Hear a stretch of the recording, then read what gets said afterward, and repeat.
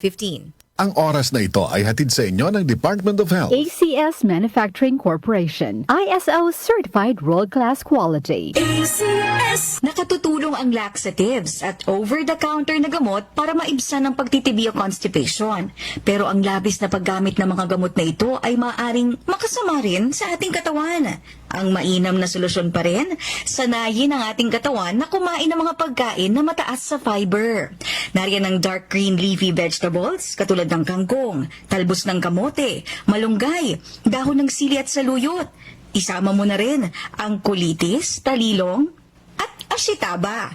Pero kung hindi kayo sanay sa pagkain ng mga nabanggit na gulay, makatutulong ang pag-inom ng food supplements. Halimbawa, ang ashitaba capsule na meron na ang produktong Adele. Ang Adele Ashitaba capsule kasi ay mayroong kalkon na may dietary fiber na doble ang dami kaysa sa spinach.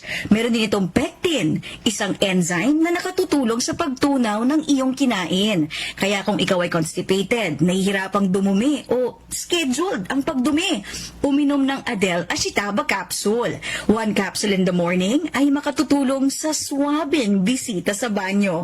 Ang Adele Ashitaba capsule ay mabibili sa EDSA Garden House sa Quezon City Memorial Circle. Ano ba ang go bag? Ang go bag o emergency bag ay isang uri ng paghahanda sa panahon ng kalamidad, sakuna at trahedya. Ano ba dapat ang laman ng isang go bag? Maaari itong lagyan ng pagkain, toiletries tulad ng sabon at sipilyo, first aid kit gaya ng alcohol at band-aid, mga survival at technical kit tulad ng flashlight, pito, tali, lighter at iba pang maaaring gamitin sa panahon ng pangangailangan. Sa panahon ng kalamidad at trahedya, dapat handa ang buong pamilya. Maghanda ng go bag. Isang paalala mula sa Department of Health. Maging handa sa panahon ng sakuna. Maghanda ng go bag para sa bawat miyembro ng pamilya. My name is Marge May B. Estoria, public school teacher. Habang buntis ako, nag-bed rest ako. Diniscuss ko sa OB ko, sabi niya, papasok kita doon sa ilaw program ng Unilab. Yung prenatal care talaga sobrang siksik. Kung wala yon, hindi ko matutulungan yung anak ko and yung next generation. Alagang Unilab yan.